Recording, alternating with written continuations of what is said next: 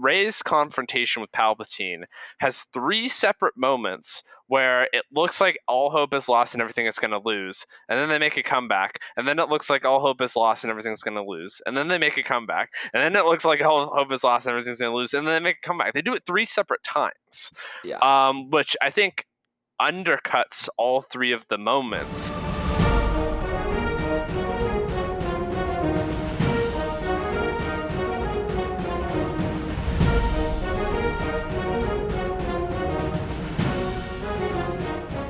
Hello, ladies and gentlemen. Welcome back to another episode of A Lost Plot, the podcast by storytellers for storytellers so that we can tell better stories ourselves. As always, I am your host, Maverick, and today we have back with us two of our favorite guests, Andrew and Sean. And we are reviewing the last in the series of the Star Wars franchise. That's right, we're dealing with the sequel, Star Wars Episode 9, The Rise of Skywalker. The screenplay was by Chris Terrio and J.J. Abrams, and the story is by Derek Connolly, Colin Trevorrow, J.J. Abrams, and Chris Terrio. There was a bit of back and forth just looking on the history of this film on that note, which was very interesting. But before we get into that, as always, we like to get the big picture of what people are thinking when they first watch this film. So, Sean, what did you think when you first... Did you watch this in the theaters? I don't know. I did see this in the theaters, and then I've seen it a few times outside of the theaters. Initial impressions after watching it the first time, because this was a vividly memorable movie for me, was a lot of confusion, mainly. There were points in the story where I was looking for the fulfillment of arcs that were foreshadowed in previous movies. Mm-hmm. There was thematic elements that I was hoping would carry over, and either because of new elements that are introduced or because of things that go unfulfilled, there are a lot of just like aspects of the way the movie is told that left me confused watching it and then getting out of it. Nice. Andrew, what were your initial thoughts when you watched this film? Were you looking forward to a blockbuster? I was really disappointed. Okay. Moment of honesty here. I forget how old I was when this movie came out. I was like 16 or something. 16, 17. And I wrote like a 15-page letter to J.J. Abrams on how to fix the trilogy. And I knew he wasn't going to use any of it. But the first time I watched it, I was actually, I was in a friend's garage. I said, the only way I'm going to watch this is if you let me scream every time there's something I don't like. And about 10 minutes into the movie, he said, it's too loud in here, I'm leaving. I do remember having a bit of disappointment for sure, being at the very least confused, but definitely not 100% sure why I didn't like the film when I first watched it, other than a couple things on the end, which I very much knew were problems. But, other than that, being a little just confused, kind of like Sean was saying. But I think going especially through a rating system and trying to look at it in a more piecemeal approach and understanding the different elements is kind of good looking back and saying, okay, there's clear reasons why I didn't like this film. And those are very easy to break down and understand. So that's what we're going to get into today. If you guys are excited to hear that, go ahead and keep listening. But before we get to that, we get the rating. So, Andrew, when you go through the 9-point rating system and look at this film, what did you get? A 1.5. Wow, I'm surprised it got over a 1. I was too. I was sitting there questioning my life when I saw that number come up. I was like, what has happened? How did this get to 5 a rating? Nice. Sean, what is your overall rating? Was it a high one, medium, low? What was your general impression? I would go with low. Yeah, that's pretty fair. And I would say that only happens starting midway through the movie. Oh, okay. That's a pretty hot take right there. I'm curious to see how you thought the initial development goes, because I definitely had some hot thoughts at the beginning. But my rating was pretty similar to Andrew's. It was a 1.8. So a little bit higher than his, but I think, there's a couple things where honestly I had to go, okay, I could see what they were doing here, or at least see some merit to where it was. So I couldn't take away all points, right? I think there had to be something there for a reason. And legitimately there was a thing or two there that it had going for it, that kept it interesting enough that I didn't walk out of the theater, right? Which I would do if it was truly horrendous, but it wasn't. So, yeah, the question is, what are those things? And let's get into that today. So, I do want to note this as a fun fact before we get started, though. There used to be a thing in Rotten Tomatoes called the want to see percentage. I don't know if you guys are familiar with this or not. But it's not part of it as far as I'm aware anymore. Partially because of this, where the want to see percentage was bombed, dropping as low as 5% within a day after this film was released, right? Negative comments reflected, according to Wikipedia, a lingering negativity toward The Last Jedi, according to Screen Rant. And after a similar bombing occurred with the 2019 film Captain Marvel, they changed it to the feature to a number, then a percentage, and then eventually just removed the feature altogether. So, thanks to this film and Captain Marvel, they've actually removed the want to see percentage from Rotten Tomatoes. So maybe that's something to be said about the fans having an impact on culture today. There you go. Now let's get into it. The starting off of the film, you see they have the scrolling that introduces Palpatine has returned. And you have Kylo Ren going down to Exegol to face the Nemesis back from the dead from episode 6. And then he has a 180 turn when Palpatine basically offers him all of the power that he now controls if he just does this one thing, which is kill Rey. What was your general impression for starting off the film with a fresh take with a new bad guy? Sean, I'm curious to hear your thoughts, so I'd love for you to start us off on this one. So, my personal experience going into film was I had not watched the trailers at all, and I tried to avoid commercials where possible before going into it. So when I say that this movie was confusing, the very first line being Palpatine is returning and like not having any foreshadowing whatsoever from the previous movies, I was wondering if I had missed something, like there was a supplemental media or like a sideshow. And so like from a storytelling aspect, I kind of feel like I was like taken out to a back alleyway and beat over the head with a stick because I had no idea it was coming. I will say that if this was a podcast about atmosphere and like how visually interesting something is, it's really sick. Like dark, mysterious temple. We got like cults chanting, cloning technology, but it was a very confusing opening, mostly because there was no hint that this was going to come anywhere in the previous elements of the trilogy. Yeah, I mean, honestly, I'm not even going to lie. I thought the opener in regards to catching your attention, it actually didn't do too bad. As trash as I think that it was to bring Palpatine back from the start, right? And just to say, literally the line was, somehow Palpatine returned, right? Like, that is how they introduce Palpatine. They don't even provide an explanation. They're just like a big, mysterious blah, blah, blah. That being said, the Sith temple is creepy and awesome. Like, if you're even a Star Wars fan to a certain degree, being able to see that on the screen is pretty cool. And I thought that I was engaging enough as an opener to go like, okay, there's something here. So that actually got a couple points for me. That being said, I do think that Palpatine is kind of a huge part of this film. And so introducing him off the bat was necessary and also, like you said, confusing. Because I don't know how you tell this story without having the way they told it, without opening it up off the bat, but also I don't know how this story makes sense with Palpatine without having him introduced earlier. I don't know what you guys' thoughts are on that. I have a couple general ideas, but I'd love to hear you guys' thoughts. The way you could tell the story, which was what I was thinking throughout the movie, was if you wanted Palpatine to come back, you certainly could, and you could actually get some amount of similar story beats by introducing him later, but you would also have to change the way he came back. Because the only explanation we get in the movie is dark science, cloning, secrets only the Sith know. And that's it. And we get like this implication that like it's pretty cloning based. If you're on the up and up about like extended universe novels, apparently cloning plays a role in those. But a way you could tell the story with Palpatine is say hey, Jedi Force ghosts exist. What if, when exceptionally powerful Sith die, Sith ghosts exist too?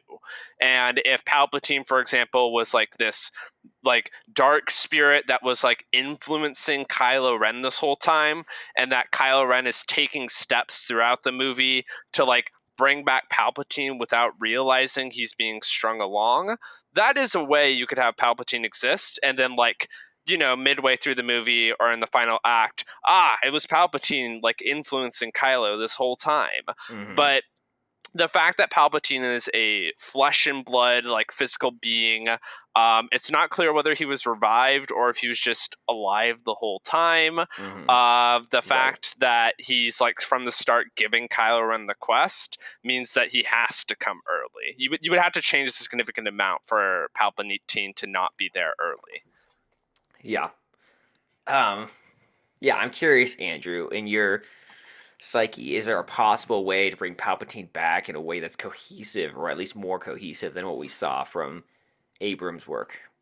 I think the only conceivable way you make it work with Palpatine coming back is if it had been brought back in 8. And what you would do is you'd have Kylo Ren kill Snoke and be like, now I'm the boss. And Palpatine's like, Snoke was merely a pawn, and then you end the movie there or something like that. Like, it's a twist towards the end. I'm going to strongly disagree with the Force Ghost aspect. I think that bends so many laws of the universe, but we won't get into that. All right. I don't think bringing him back early on works, and I know why they did it because of the story they wanted to tell, but I don't think the story they wanted to tell was one that needed to be told at anyway.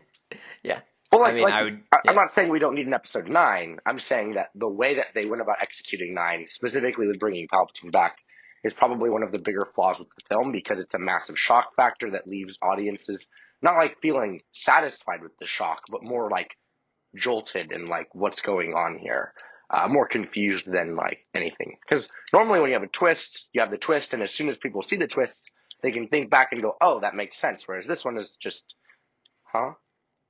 Sure. So I have a little thing for you based on that, Andrew. See, when I had heard before was that J.J. Abrams was kind of strung along and forced to make this film and was kind of had his hands tied. I told you this. On further research, I looked into this and realized that might not be exactly the case. There was an interview with Uproxx later on after the film was released where Abrams talked about Palpatine and said, when you look at the 9 chapters of the story, perhaps the weirder thing would be if Palpatine didn't return. You just look at what he talks about, who he is, how important he is, what the story is. Strangely, his absence entirely from the 3rd trilogy would be conspicuous. It would be very weird. That's not to say there was a Bible and we knew what happens at every step. But when Larry Kasdan and I worked on The Force Awakens, we didn't do it in a vacuum. We very purposely looked at what came before. We chose to tell a story that touches upon specific themes and things and ideas we'd seen before to begin a new story. But we examined all that before to ask where does it feel like it's going. So there was a discussion about that at the time. Yet, like any beginning, you put the threads in. He didn't want to necessarily be literal about everything. Then he talked to Rian Johnson about it, to do in The Last Jedi, and he and Rian Johnson took the story. And then when I read it in the script, I realized this didn't get in the way of anything. Larry and I talked about what I thought I'd get to. There were some very specific things we did get to do in this movie that we were laughing and going, oh my god, we're finally doing that thing we talked about 5 years ago. End quote. That doesn't make sense to me, though, because he wasn't set to direct. Here's why. Very simply, Sure. J.J. Abrams wasn't set to direct 9.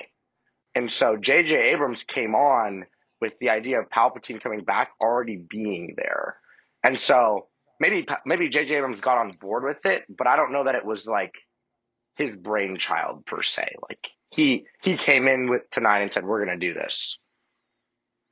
I mean, maybe, but if you look at it based on what he just said in that interview, he says that he hoped that Palpatine at the very least would be part of the trilogy from The Force Awakens, which is the one he was originally in charge of creating. Yeah, and like I said before, if he had been brought in earlier and there had been some form of foreshadowing, it could be conceivable. The problem is when you just go, he is back. No, no, no. I So agree. Yeah, My whole I point is that I think it's. I think I would actually give the fault to J.J. Abrams in this film because clearly he was a fan of this being part of the film, and I don't see even if he quote unquote had this as part of the threads that could have been sewn through the tapestry that we have of episodes 7, 8, and 9.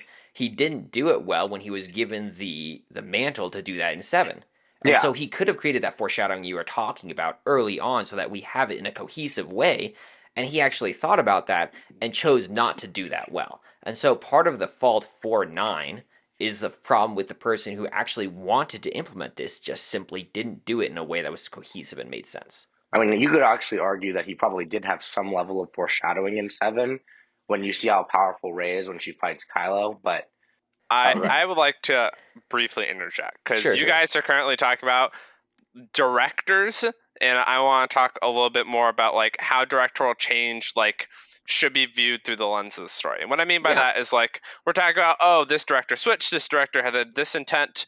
Let's like talk about like the experience as an audience member, like how we viewed the movie. Because what we could do is we could go, let's go all the way back to 7 and look at all those plans that were made. But that's not how most people are going to consume like the media. What's going No. to happen is they're No. going to watch 7, they're going to watch 8, and then they're going to watch 9. Mm-hmm. So 7 sets up a bunch of plot stuff, and I have notes for each movie, and I was like, here's where this might go.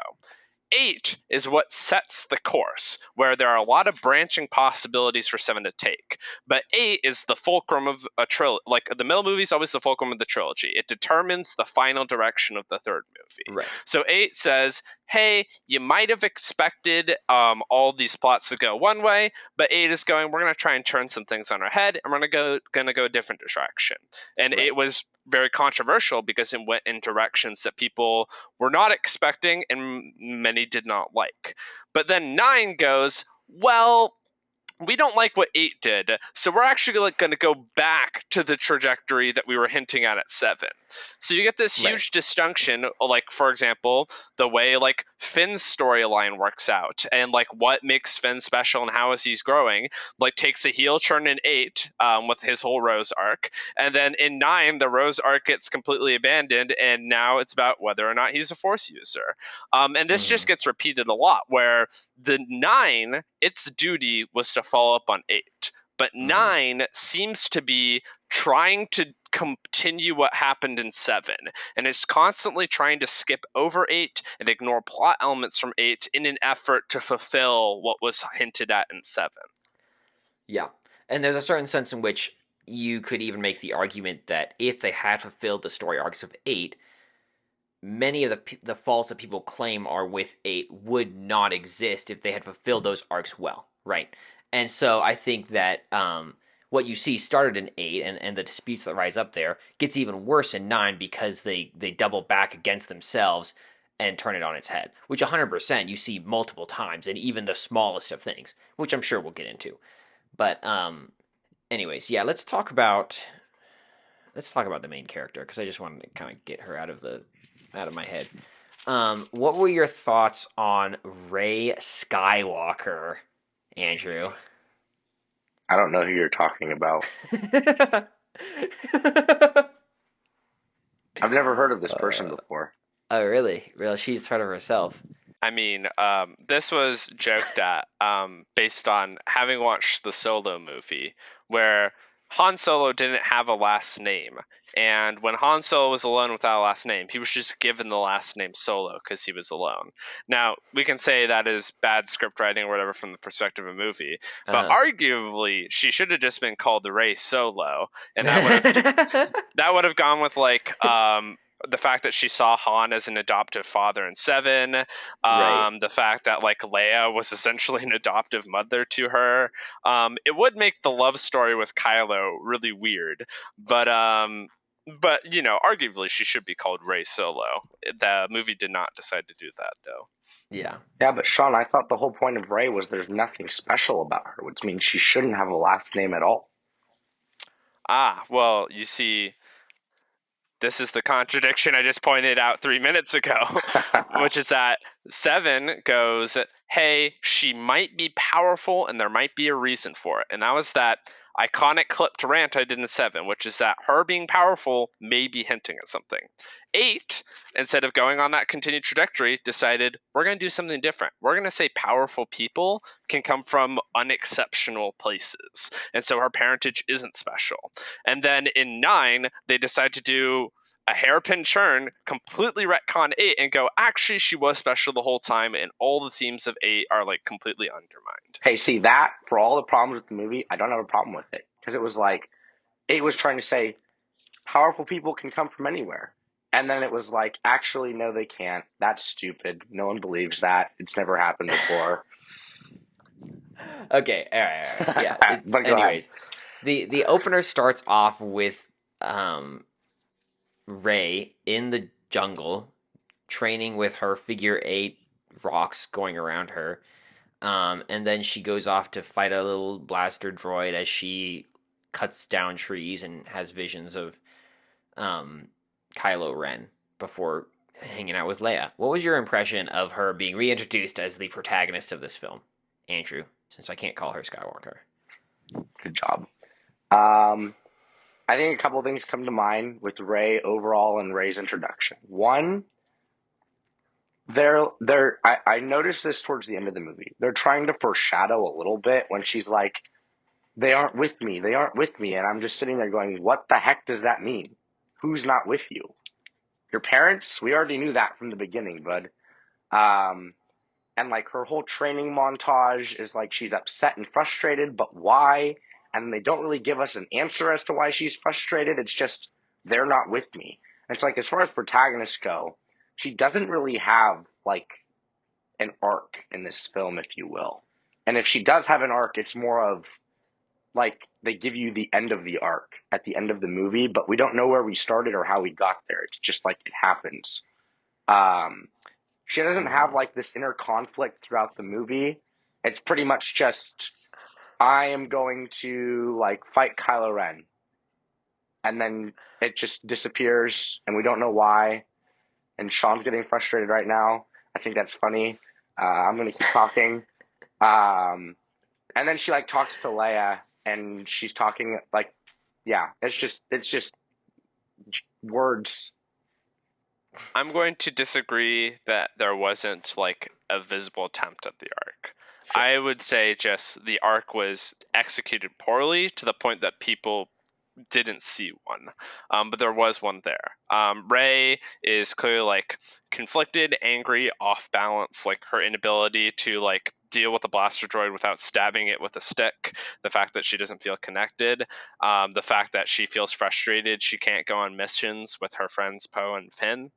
There's a lot at the beginning of the movie that like Rey feels like she doesn't have a whole lot of agency or power, and what power she does have she's kind of afraid of. She's like being, at least the movie's trying to claim, she's being tempted by the dark side throughout the movie, right? Like she has the evil vision of herself, she's seeing all sorts of these visions, and she's afraid that she's going to be like tempted into the dark side in some way, shape, or form. And like the scene with like Chewie getting blown up.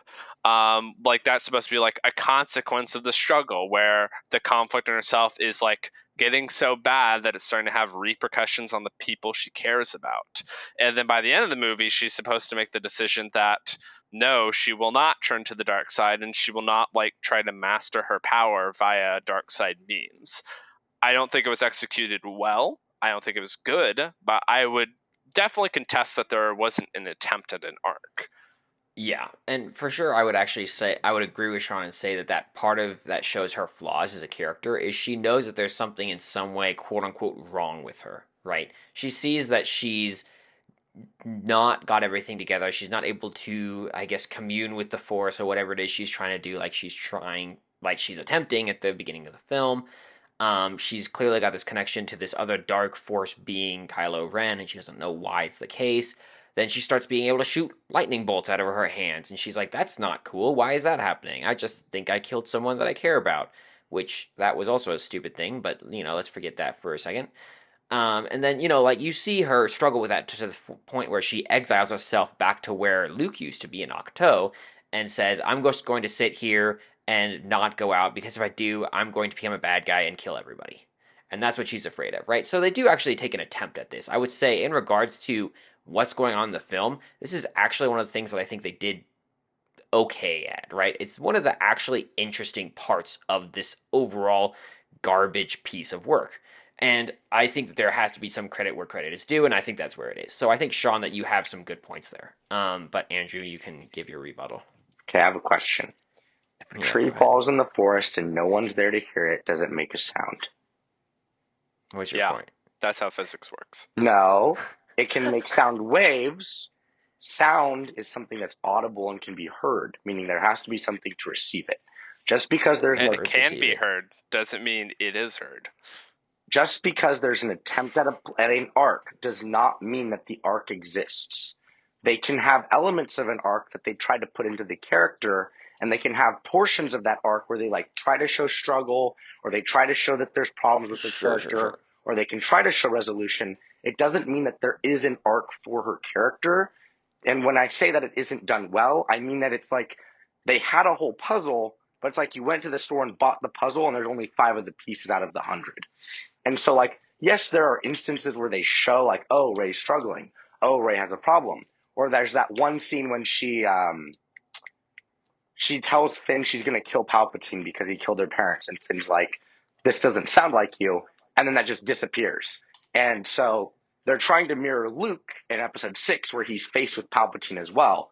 And there's that whole scene in the Death Star where he's with Vader and Palpatine, and he has to resist the urge of the dark side, the temptation.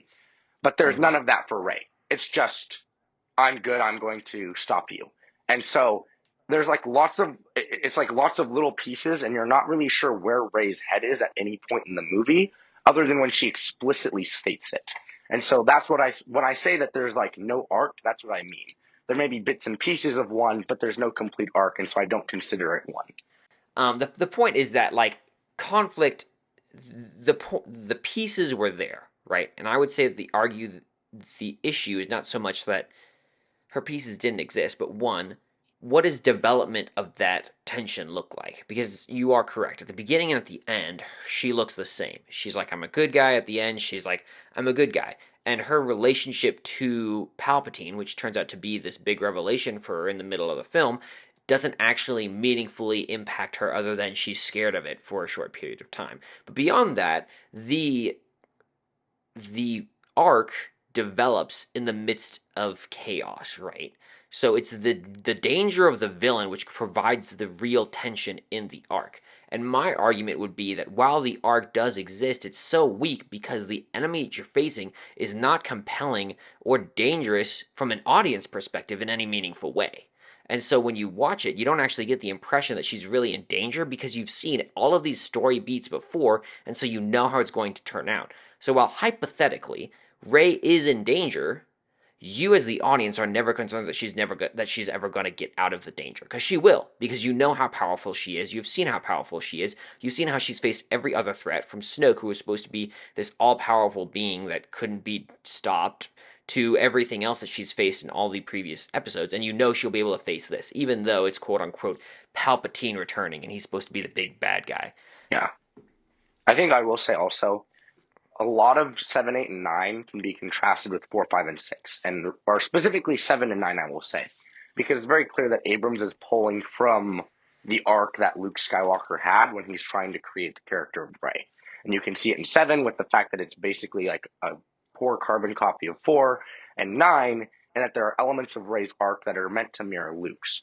And the reason that Luke's is so much more compelling is because 5 ends with him being utterly defeated and like Vader wipes the floor with him. And so in 6, there is a ton of tension, and you feel as the audience actual stress and like anxiety when it comes to, is Luke actually going to be able to fight Darth Vader, much less his master, Emperor Palpatine. And so like all of that's leading up to it, you're like, yeah, he's been training for a year or two, and yeah, there's this scene where he fights off Jabba the Hutt at the beginning, but last time he saw Vader cut off his hand and he was basically left for dead. Whereas with Rey, 7, 8, and 9 are just building up, she's super powerful, she's not really having any struggles fighting Kylo Ren, Snoke.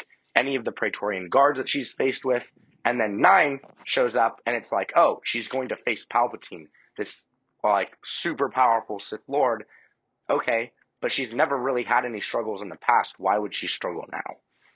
And that's where, like, it's important that the internal she struggles with she has, if you're establishing she's so powerful, is her like, she should be having the struggle that if she's the most powerful person in the room, she should be afraid of herself. Mm-hmm. Right, that like if the arc of 7, 8, 9 is like she hasn't struggled that much, instead of introducing, oh, Palpatine is so strong that it might actually beat Rey, but we don't really believe it because we haven't seen her beaten until now. The real question should be, can all that power be corrupted and turned against the people she loves? Where, like, her struggle ought to have been, if she's so powerful, she should be afraid of herself. And, like, they try that, but the climax of the movie isn't her trying to fight herself or her own corruption. The climax is her killing Palpatine. Right. Which, it's so confusing. But we'll get to that in a minute. I will say that overall, that arc, even with the points that I just made for it, still got some dings from me, just because the entire premise of it is based on this idea that Palpatine has returned. And that, for me, is just such a hard premise for me as a watcher to swallow, that to base everything else off of that is very hard for me to do. And even throughout the film, the little, like, cloning thing that he mentions, and the puppeteering that you see he was doing with Snoke in Episode 8 and all that stuff, is supposed to be this really quick rehash as he mansplains to you what went on all this time between Episodes 8 and Episode 9 to catch you back up, and you go, okay, now you just confuse me to a certain degree even more, like we just got here because you said we got here, basically, and you wanted to make this happen, rather than really making a reasonable arc to get here. And that's a continuing problem with this, is that there's so much going on that it becomes they tell you, they don't show you what's going on, and so then it just becomes a dialogue of conversation rather than a story playing out on the big screen. Anyways, I will say, go ahead. one thing I asked myself a lot when watching this film is what am they I have doing here? Yes. You can ask Sean. There were moments where I was freaking out. I was so mad. But one thing I asked myself throughout several points of the movie was, what could they have done differently to fix this problem? Because we can identify problems, but ultimately you have to ask yourself, how would this have played out differently in such a way that would have made the story more effective? And not asking it in ways that, like, oh, how does the lore work into this, purely from a storytelling perspective. And I think, and I'll bring this up as we go because I have several notes on this, but I just want to point that out, that there are certain elements of this film that I think could have been fixed within the film itself if you had done. And one of those things, I think, is you could have had Rey's whole struggle with being a Palpatine without Palpatine ever being in this movie.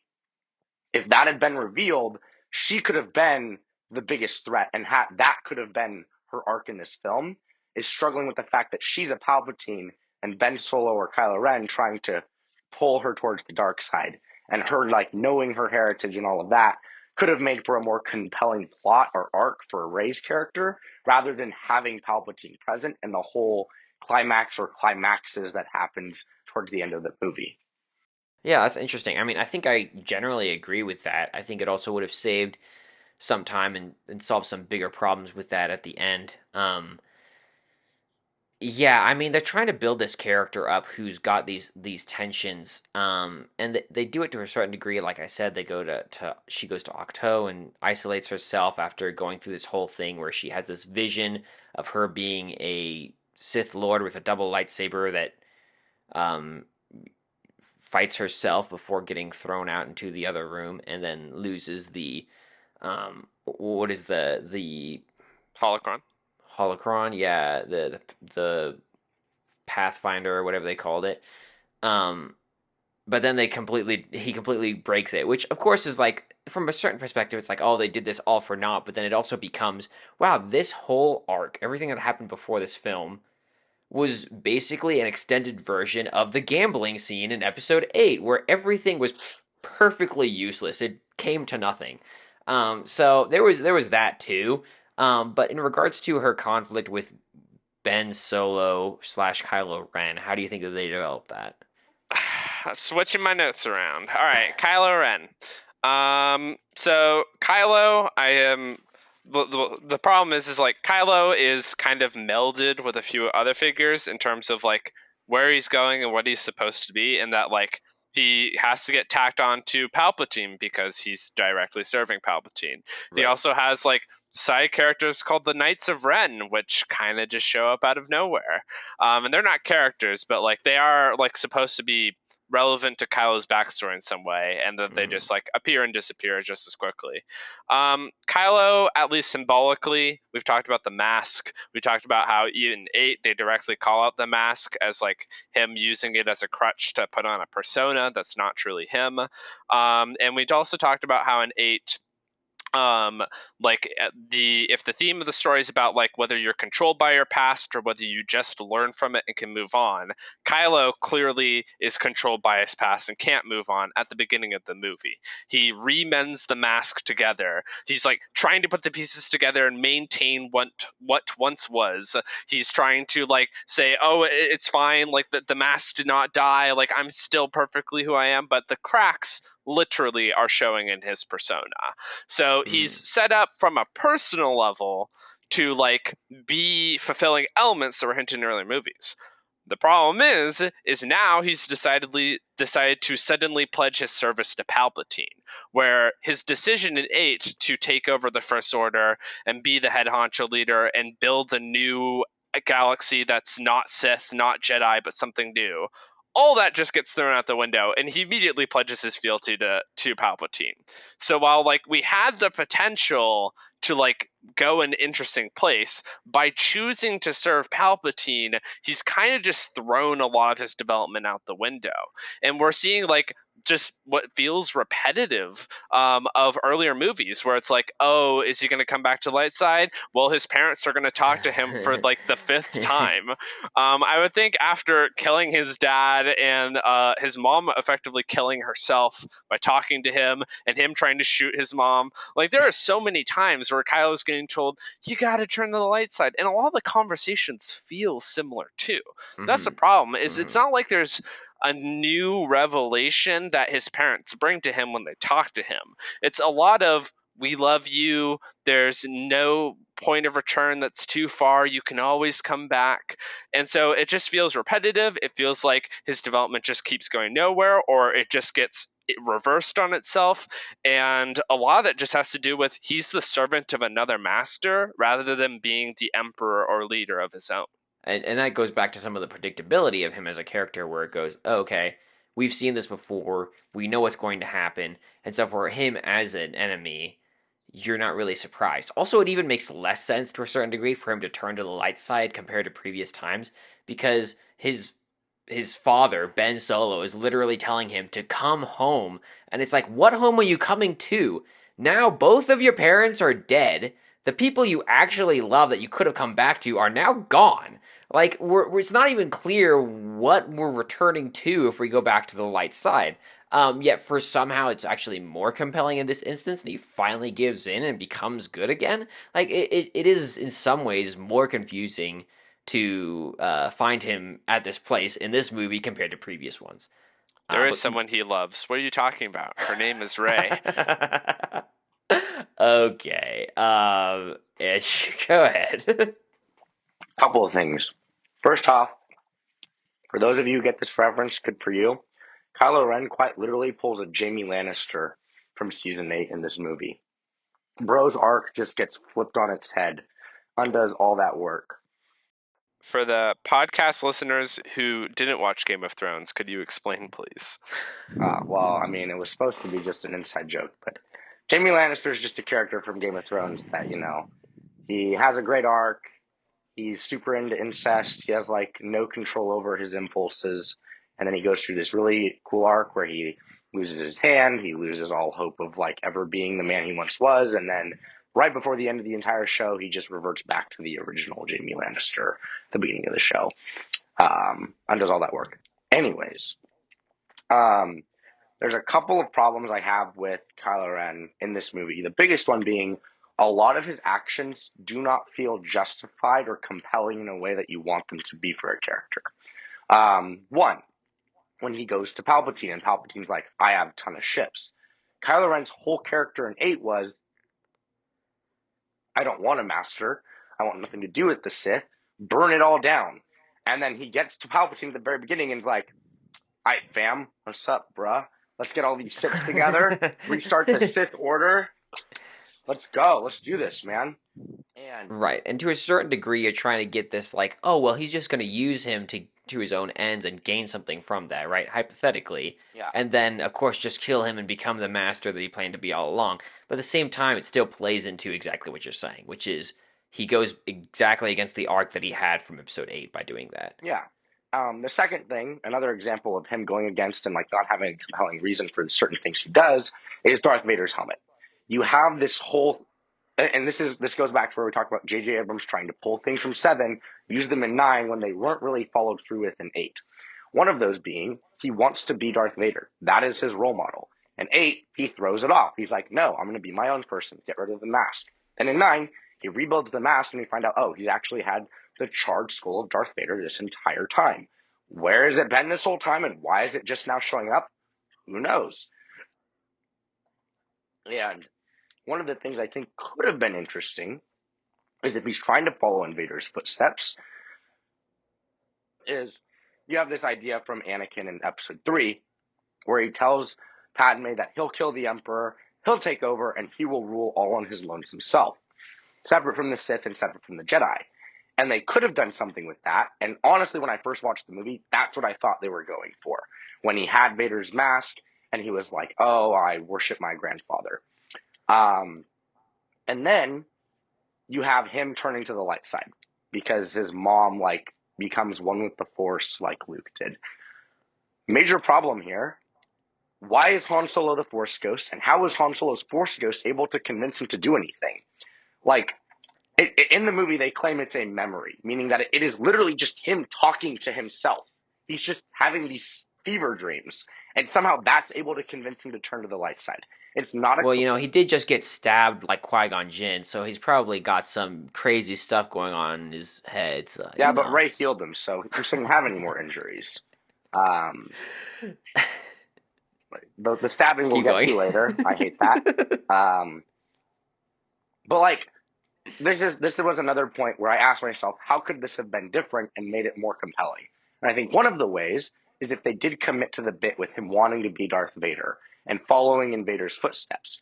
If that had been Anakin, and Anakin had been the different element that was able to convince Kylo Ren to turn to the light side. Because we hadn't seen that before in 7 and 8. It would be unique. It'd be something else that was a different element. The definition of insanity is trying something over and over again and expecting a different result. That's what Han and Leia were trying to do. So if we're trying to have a different element, that's this new thing that is actually able to convince Kylo Ren to change, if Vader's the person he worships, and this person comes to him and says, bro, you've got it all wrong. What I did, I do not endorse. That was horrible. That was evil. I came to the light side. You're looking at my charred remains, and that's what happened to me because of all of my actions. Is that what you want for yourself? And so I'm not saying it would have been the most compelling reason for him to turn to the light side, but I think it would have been more compelling than him just getting stabbed and then having like a conversation with some weird iteration of his memory of his dad.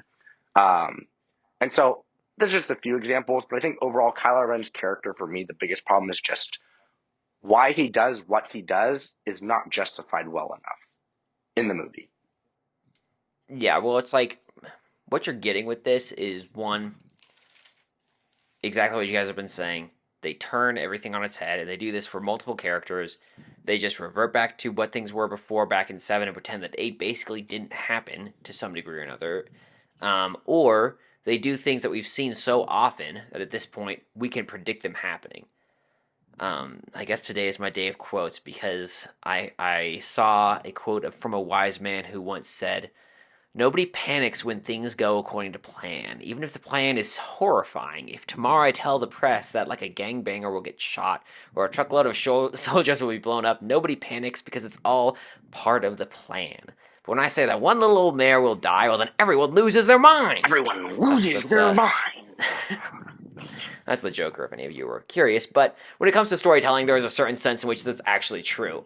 People are supposed to lose their minds to a certain degree when they're watching a film because you're taking them on an emotional journey, right? They're not supposed to know what happens next because it's not going according to what you predict it to be. And so when it does go according to what you predict it to be, you start to yawn and fall asleep because you do know what's going to happen. And even if it's horrible, right? And you see this with Marvel a lot, where they'll just be like, oh, everyone's going to die now. Millions of people are going to die. And you go, oh, well, they've done this in every other Marvel movie, so of course they're going to kill everybody or attempt to kill everyone, and then last minute heroes are going to come in and save them. So you get a lot of that as well in this film, and in either case, it just doesn't work. So you get that with Kylo Ren, you get that with Palpatine, you get that with Poe, you get that, it goes on and on. So anyways. I mean, I will say, I think that you can have things be predictable in a sense and still have them be good. Like if you're someone Sure. like if you have proper foreshadowing, you may be able to predict how the story is going to play out. I think what like from my understanding, what you're saying when you say predictable is like this is how Star Wars movies typically play out, whether or not there's foreshadowing or justification for the actions that are going to take place. Sure. When I talk about predictable, there is a certain amount of that, and there is a certain amount of to the idea of it can be binary, let's just say, and you would hope that something occurs, but there needs to be uncertainty to that outcome, right? There needs to be enough doubt that it might not happen that you want to keep watching to make sure that it does happen, right? Sean, you look like you wanted to say something for a while, so I want to open the floor if you have something. No, I mean, I'm similar with Andrew, which is like, and I don't think there's really much disagreement. I think you're both agreeing, just in different ways, which is Right. like you can predict things, but you want the suspension of disbelief that it could go wrong, and the audience can maintain a distance in their heads that like, hey, things might go wrong, even if intellectually we know they probably won't. So like you have to at least be able to evoke the feeling something might go wrong. Right. And you're just both agreeing in different ways. So Yeah. So going back to these two, they make one happy little family, I thought. Did you think that was the theme of this movie, or what were your overall thoughts in regards to the relation with these two characters? Oh, you mean Kylo Ren and Rey? Mm-hmm. I'll let Sean go first. So another element of confusion for when I watched this in the theaters was Kylo and Rey kissing each other, which is up until like throughout the movies, I assumed like this was like a sibling sort of thing. And that's another reason why I said earlier in this podcast, I think it would have been more thematically appropriate for her to be Rey Solo, which is that like they have like kind of Well, they've had siblings kiss in Star Wars before, so it wouldn't be weird. But in the sense that like they kind of have the same parental figures and the same sorts of inspirations, and they've also like had struggles parallel with each other that nobody else in their lives have, right? Like until episode 9, Finn is not struggling with the Force, or Poe doesn't struggle with the Force, right? So like they have parallel experiences, they have same parental figures, so you would expect them to either be like siblings where like the care for each other is because I get you like nobody else and I understand you, but not I get you and I want you to be in my life forever and I want to live a life with you. And so like that's one element where I think I was confused. And if it wasn't siblings, it was going to be just like friends or people who get each other just because they've been there, right? When I meet someone who goes through the same struggles that I've gone through, I go, hey bud, I've been there and I want to help you because I've been there. I don't fall in love with a person because they've gone through the same struggles that I have. That's called trauma bonding, and it does happen. That's actually not definitionally trauma bonding. PSA announcement for all audience listeners. You're about to learn a psychology term that Tumblr gets wrong all the time. Trauma bonding is not when two people who experience the same trauma bond together. Trauma bonding is when someone who is experiencing abuse abuses with or like bonds with the source of their trauma. Trauma bonding is not supposed to be bonding with a person going through the same trauma. Now, this gets confused a lot over the internet because you would think in your head, oh, that's Stockholm Syndrome, so trauma bonding must be something different. No, that's not how trauma bonding works. Anyway, side point aside. Well, language is going to evolve and change, and I'm eventually going to be wrong because so many people on the internet choose to use that term. All right, besides the point. I don't bond with people because they've gone through the same struggles that I have. And the kiss just seems like, cynically, the kiss seems like something that you just expect in a movie, that like love and a dramatic kiss is what happens in a climax. Well, there's two things. And that Sorry, I thought you were done. and so like the love story really feels out of nowhere. If we want to take Andrew's route, which is how could they have done this better? Like if you need a love story, how could you have done it? They definitely could have kissed better, that's for sure. It should have been done more in 8, right? Like when Kylo Ren is sitting there offering Rey to take his hand, like he needs to say, "I want you to take my hand because I want you in my life," right? Like the moment that Kylo offers Rey to be by his side, it shouldn't be because we both understand the universe, the galaxy. The reason he should be offering his hand is because she matters to him in like in a personal way. But he doesn't do that. He only like appeals to her knowledge of how the Jedi are bad and how the Sith are bad. He appeals to the fact that she understands the struggles of living like in this galaxy. He does not appeal to their personal connection with each other. And that means that the love story just ultimately gets undermined and the kiss impact just gets really surprising. There were people in the theater that when I watched, they kissed. 1 or 2 of them got up and left because they were just like, "I'm done."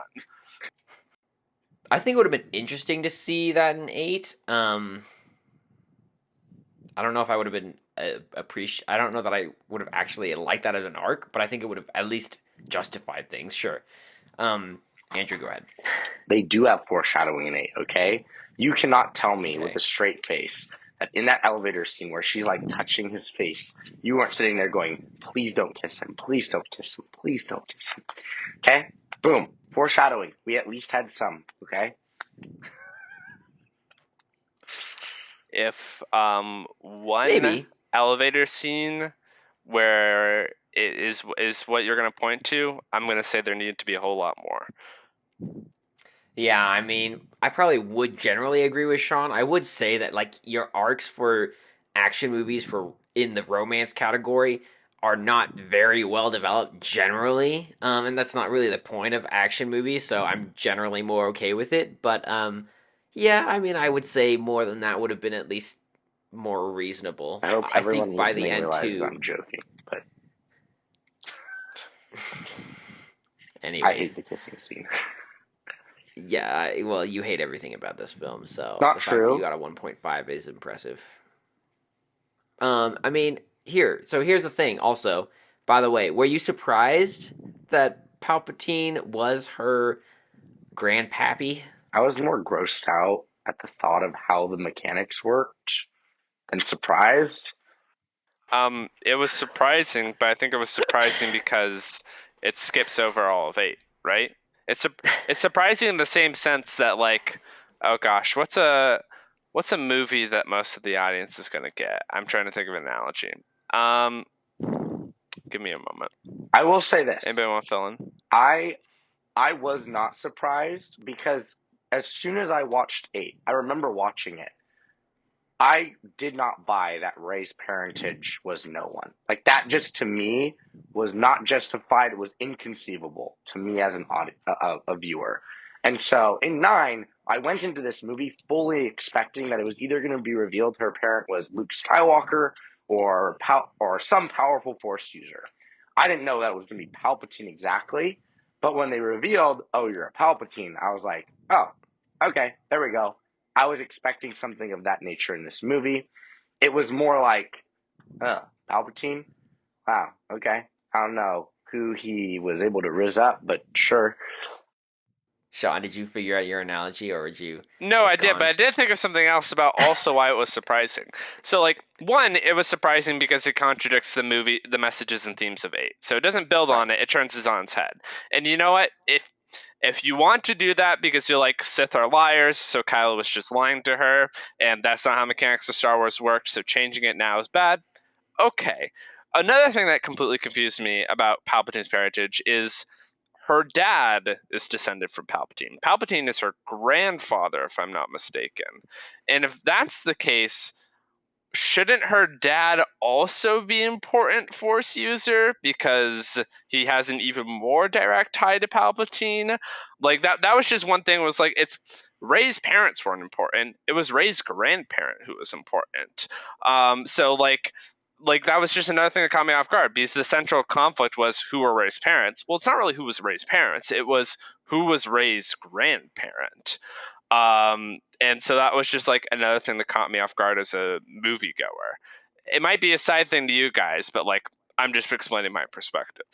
Yeah, no, I mean, I'm just thinking out in my mind as you say that. It's not like we have precedent for, well, I guess we have some precedent for lineage mattering, but it's also not consistent that the Force gives,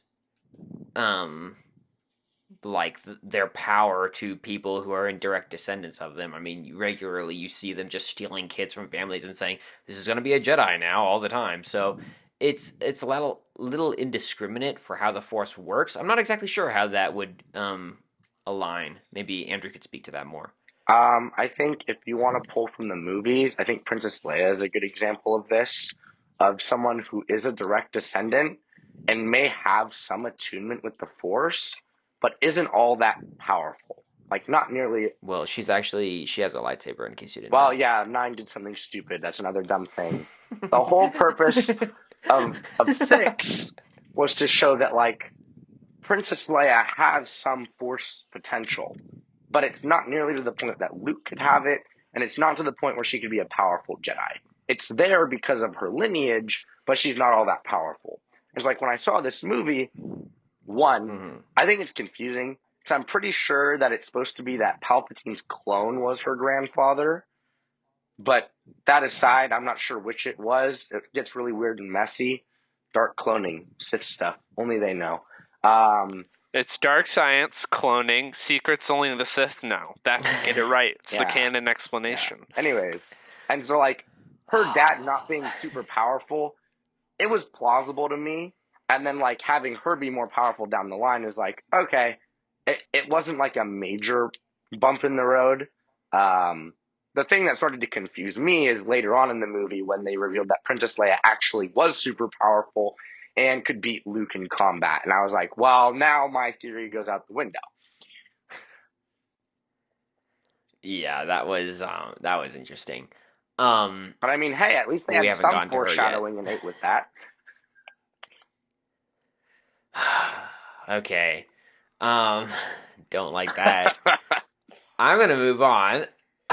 I want to talk about the end since we've already talked about it a little bit. You have Rey. She pulls out the Ahsoka move and gets the double lightsaber after saying, "I'm not going to kill my grandpappy." And then she force lightning backs to the grandfather and kills the senile old man. And then she dies.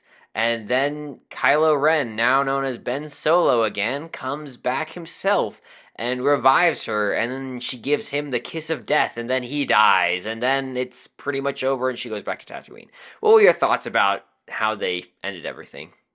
She didn't kill Palpatine. Palpatine killed himself. If he had just chosen not to use Force Lightning, it wouldn't have deflected back at him.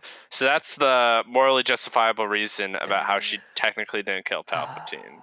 However, what are feelings? It feels like the climax of this movie, there were three moments that were essentially identical in terms of like the internal feelings of stakes for the audience, which is Rey's confrontation with Palpatine has 3 separate moments where it looks like all hope is lost and everything is going to lose, and then they make a comeback, and then it looks like all hope is lost and everything's going to lose, and then they make a comeback, and then it looks like all hope is lost and everything's going to lose, and then they make a comeback. They do it 3 separate times, which I think undercuts all 3 of the moments because the third one makes the other 2 look like they didn't matter as much, and it also means that the third one, we know she's going to beat him the third time because the other 2 just showed us that it's going to be fixed anyway.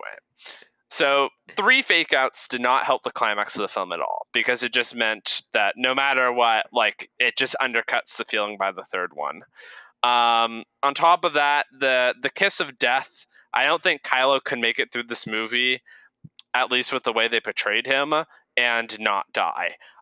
He's kind of a genocidal monster who's responsible for the deaths of tens of thousands, planets blew up because of Star Killer base. He's responsible for billions of people dead. He's like killed both of his parents effectively. Like, there's no shot that Kyle was living. So I think honestly, him dying and like Rey being the one to live and pass on the message and teach a new generation Jedi is appropriate. But like the action itself and how it played out was not good at all. Didn't you know, though, Sean? Killing billions of people is hot. Go ahead, Andrew. I know you have thoughts on this. Here's the thing.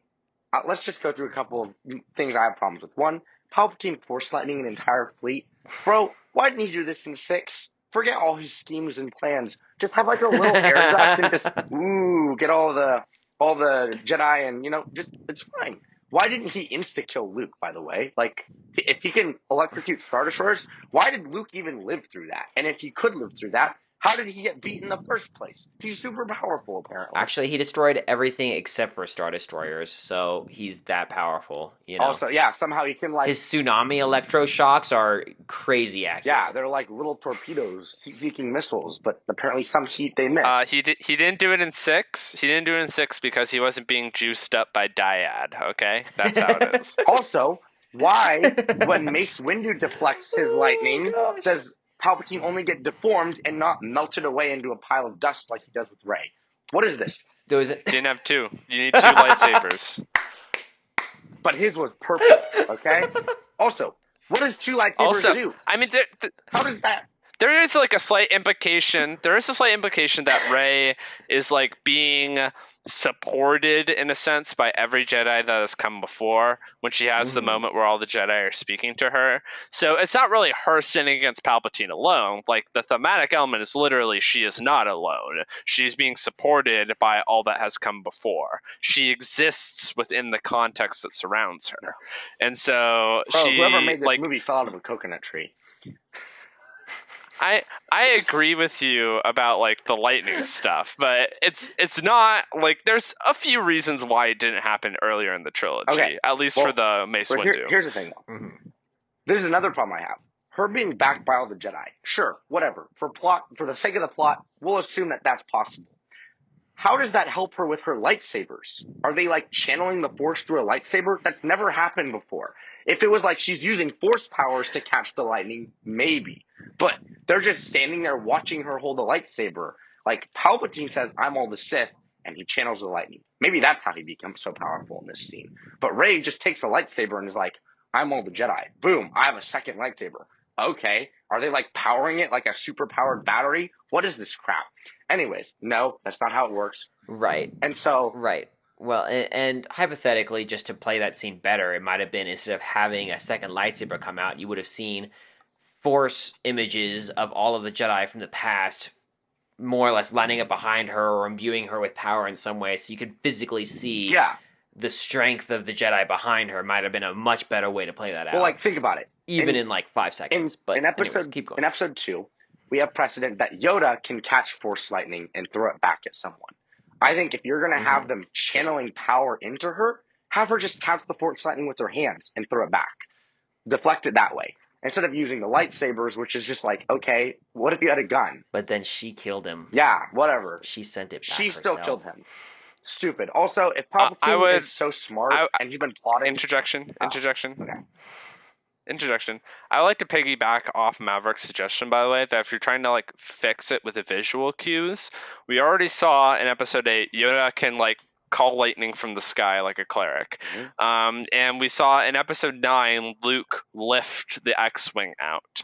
So if we're already setting the precedent that Force ghosts could, like, at least for short periods of time, affect the material world, having Force ghosts being behind Rey would have been a much better indicator that, like, all of the Jedi were behind her, and a better plausible explanation than just 2 lightsabers. Well, I mean, they don't. I thought they showed some of them. Maybe they don't. But oh yeah, that's right. They don't. I'm thinking of something else. She just hears their voices. She just hears them. That's it. Yeah. But also, even if you could have the Force ghosts themselves do something like Yoda does in 8, like, again, for plot's sake, I don't like the fact that Force ghosts can interact with the material plane. But if we're going with that, there are so many things you could have done that would have made more sense. My other problem with this, you have the whole weird, like, hot potato with who's dead and who's alive, with, like, Kylo Ren and Rey. And then Kylo Ren brings her back, and then Kylo Ren dies, and then she kisses Kylo Ren, and then Kylo Ren fades away. And it's like, what was the point of that? Why did that happen? It's just, there's so much going on in this scene where I'm just sitting there watching, and it's like those memes where it's just like, you don't let them know your next move. We just don't. It becomes so unpredictable to the point where it's bad. It's just, there's all this stuff going on. And then they have the massive skylight, and then everything blows up, and somehow Rey survives. Also, I'm going to say this because we skipped this point, and this is probably the thing that I flip out the most about this movie. How do you get to Exegol? You need a Sith holocron, right? You need to hook it up to your ship's nav computer. Wait. Okay, I think. Go ahead. Dude, I was gonna bring this up later, but you can do it. You can turn this into a clip. Let him I cook. don't care. I hate this. I would have shot the director right then and there if I could have. Here's the problem. They set the whole movie. We do not condone violence on this podcast. I'll just try them with the water gun, guys. And we're not stochastic terrorists. I'd have shot him with a water gun in Minecraft, okay? It's fine as long as it is, okay? Maybe Fortnite, who knows? The point is, the entirety of this movie, the big plot point is that you can't get to Exegol without a Sith holocron. And Kylo Ren finds one. And then Rey goes to find one. And she has the weird freaky dagger that somehow matches up with the ruins of the Death Star. But we don't know how that works. We're just going to accept it, okay, for the plot's sake. But then it breaks. And then Rey has the only one left. And she goes from Octo. And she flies in Luke's X-Wing. And she goes to Exegol. And she leaves Kylo Ren on the Death Star. And guess what? When you watch the film and you look at all of the ships in this Death Star, all of them are broken. There are so many problems here. Let's list them off. 1. All of the TIE fighters on the Death Star don't have hyperdrive. This is established in 4, 5, and 6. It's a plot point, which means even if you could find a working TIE fighter, it can't fly through hyperspace. 2nd, there's no working TIE fighters. This place literally blew up in 6. 3, how does he get to Exegol even if he has a working TIE fighter and it has hyperdrive? He doesn't have a Sith holocron, but he just magically appears there after having this revelation from his schizophrenic self and having a vision from his own brain, and then he's just like, boom, sup, brothers, Knights of Ren, I'm going to fight you, I'm going to kick your butts, and then I'm going to go die, okay? That's my mission in life. Peace, fam. No. He has perfect memory, dude. He can remember how he flew there before, did it again, easy. Everyone does that, dude. The only thing that's not explained in the movie that you could, if you were trying to give it charity, would be to say that because Rey was publicly broadcasting her coordinates to the Resistance, that right. Kylo piggybacked off of that. So it doesn't explain the TIE fighter and the hyperdrive. Yeah. I think when most people watch this movie, that's not on their minds as for reasons why they dislike it. I will also say something else. And I would say even Sean's admitting, even in that description, you're giving it a lot of charity to give them that description. So it's not even that reasonable to say that for them. But yeah, if you're trying, and I think it's fair to try to play the devil's advocate on that one. So I think that's a good call. I think something else just overall for the whole movie, in the beginning they make a note that in 16 hours this is going to take place. And so the whole movie is meant to take place in 16 hours. But there's a lot of time gaps that happen where it's just people get to places conveniently quickly, whereas in all the other movies they've established oh, traveling through space can take time, and then, oh, this is Exegol, it's in the outer reaches of the galaxy. And so in 16 hours, I think it's just like very plot convenient that people are able to get places as quickly as they are. And I don't know. I think it just goes to show how little thought went into the logistics of this movie, okay? Dude, that's what speed skipping is for. Dude, you just get to go from place to place. You can just go boom, super easy, barely an inconvenience. Doesn't take any sort of logic at all. Also, you can just holdo maneuver through ice. It's a one in a million move. Skipping. We can't do it anymore. Big question for the mega Star Wars nerd who, in my camera, is to my lower right. Just pretend wherever I'm pointing is where Andrew is. Okay. When you do light speed in Star Wars, do you ever go fast? You have to go faster than the speed of light, right? Yes. So, you know what? They're just going back in time every time they use light speed because they're going faster than the speed of light. So that's how they're maintaining the 16-hour time span. They're just like jumping back relative in time. Why didn't they do that before? That's amazing. They have been. You just didn't know. Why didn't Yoda just do that in episode 3? Go back in time and warn all the Jedi about Order 66. It wasn't destiny. It wasn't how the prophecy or fate was supposed to happen. I do have something when we get to the ending. Like when we get to Tatooine, I have a little spiel. Sure, let's just talk about Tatooine right now. Might as well. I mean, Okay. Finish out Rey and then talk about the side characters, and then I'm gonna probably think we're about good. Okay. But here's the thing I have to say about Tatooine. We gotta ask ourselves. Wait, we should get to Sean first. Oh, fine. I'm just kidding. Go ahead. Here's my thoughts with Tatooine. One, I think, hear me out, it'd be so much better if the end scene, she goes, "Who are you?" And she goes, "I'm Rey." Rey who?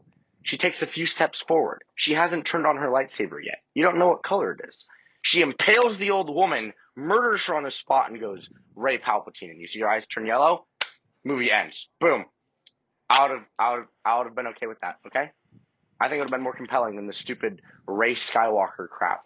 Also, I think you also need to think back to a lot of these problems are because of the broken foundation it's being built off of. So if you go back to what I said earlier of Palpatine not even being in this movie and Rey's struggle being with her inner self, and then her failing that in the end. One, it's a different ending than we had in 6, which means it's new, but I think it also would have functioned in such a way that it's like, okay, sure, she failed. She's another Anakin. Cool. I mean, all I would say to that is, sometimes you have a bad story, but if you introduce someone like a bad Rey or Darth Plagueis at the end, it's all good all of a sudden. No. The Tatooine ending, for me, it has my favorite score in Star Wars, which is called Finale. Very appropriately named, which is just involves taking a lot of different segments from other songs and musical pieces throughout the Star Wars trilogy of trilogies and stringing them together. So it has a very visually and musically thematically appropriate ending. It also gives a very hopeful note for the future where it's hey, the light side managed to win out, and it looks like we're finally moving on. Palpatine, extra special, can't come back this time, guys. We've revived him once and we've killed him, so now we can finally move on from all of these Skywalkers, except not, because Rey calls herself a Skywalker now. Cringe. So there's a lot of elements to it that make it feel nostalgically satisfying, but as far as does it leave us on a good note, I think you still have too much of the rest of the movie in the back of your mind to overwhelm it. The other thing that I thought of when I was watching her bury those lightsabers was where she's burying them represents some of the most horrific moments for the Skywalker family. So many people that Anakin and Luke cared about have died at that place, and horrific atrocities have occurred there. That while yes, they lived there, it also feels like there might have been a better place to bury those lightsabers, but they wanted the scene of the two suns setting, and you can't have that unless you're on Tatooine. So. Mm-hmm. Well, it is kind of weird that he goes back to there, because there's a certain sense in which Tatooine, while it's like thematically appropriate, like you said, to go back to Tatooine and have that big arc of, oh, this started here, Anakin started here, Luke started here, and now she ends here, right? That kind of thing. At the same time, it's also going, okay, this is a place of refuge and kind of a place of darkness for them. Like, this is a place that no one really wants to live. Anakin doesn't want to live there. Luke doesn't want to live there. Like, they only live there because they have to. And then when they can't escape, first thing they do, they escape. They leave. And then they go and try to save their family from being there. So the idea that she goes back there as a place of comfort is kind of anti the entire message of all the previous movies. Yeah, that's kind of odd. But beyond that, I think that it's trying to go back to the whole message they're trying to convey in this movie, which is really thrown in your face in this movie. And it's like, oh, I'm finding my new family. Now, you've killed off so many characters that are actually family in this film at this point that you come to question what actually family is and who you're talking about when you're talking about family. But beyond that, the fact that she just calls herself a Skywalker just calls a lot into question. Like, what are you trying to have me take away? I could just call whoever I want my family, and then we're good to go. Like, in that case, I'll call myself J.P. Morgan's ancestor, or, Amschel Rothschild, or something like that, and just be like, I'll claim the goods. Like, it doesn't make any sense that you can just claim to be someone else's, and, childhood, like, they're your ancestor, and then you're good to go. It just doesn't make logical sense, and then it doesn't make cohesive sense for the rest of the story arc, especially because the whole point was that Anakin was this child born with no father, and then his son was a gifted son that brought his father, who was this gifted person, back. And so it was all this lineage and everything that came from that. And then Ben Solo was the corrupted child that was born from the same lineage, right? Coming from Leia's tree. And all of that stuff, it's like, this is what's important, right? Is this family tree and how they've affected the galaxy throughout this huge span of time. And then Rey's just like, oh yeah, peace, I'm part of this group too. Doesn't really make a lot of sense. And I think that's one of the things where it was supposed to be really cool, and it was supposed to reflect back in the title of the movie, and it left especially fans going, what the heck did I just watch? And the end note actually left a more bitter taste than a happy moment. Identity theft is a serious crime, Jim. Millions of families suffer every year. All right, I think that's probably enough on those guys. I think we should probably mention the side characters before calling it good. Just because they did some side characters especially dirty in this film. Yeah, who do you guys want to take on first? Is there someone specially on your mind? I mean, realistically, there are, 4 side characters that I guess if you count Leia, 5. Let's hit some of the easiest ones. I would say Rose and Hux are probably easier ones to hit, so let's hit Hux first. Hux, I feel like this is the one aspect of the movie that I can't complain about. If you want to point out how authoritarian systems that rely on people being power hungry in order to get to the top are self-sabotaging and want to destroy each other out of spite, Hux is a perfect example of how in the real world those sorts of authoritarian systems play out. And his character is actually the one character where from 7 to 8 to 9 there is a very clear progression that doesn't contradict itself, which is right. He is in charge in 7. He constantly gets undermined by Kylo. By the time of 8, he despises Kylo because Kylo's anger gets the better of Kylo, and it causes them to make militarily unstrategic decisions. Like when Kylo's like, destroy him, fire everything, and Hux is like, bro, what are you doing? So by the time you get to 9, where Hux is on his way out and other leadership are under Palpatine are filling the position Hux once had, Hux being a turncoat makes total sense. So I think Hux is the one character where if you want proof that you can have consistent character arcs throughout this trilogy, Hux would be an example of that. Yeah.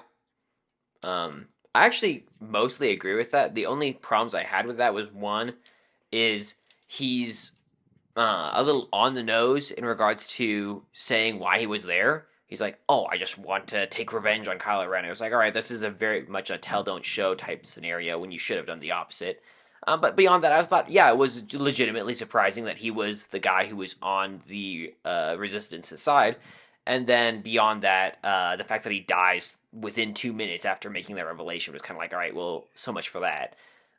So I think it would have been really cool to have him do that and then continue to try to see continuing almost angst about what's going to happen with this character who's kind of a bad guy but also on the good guy's side because he wants to get rid of Kylo Ren as he develops his integrations with the Last Order. So yeah, I 100% agree. He's actually kind of an interesting character in the bleakness of this film.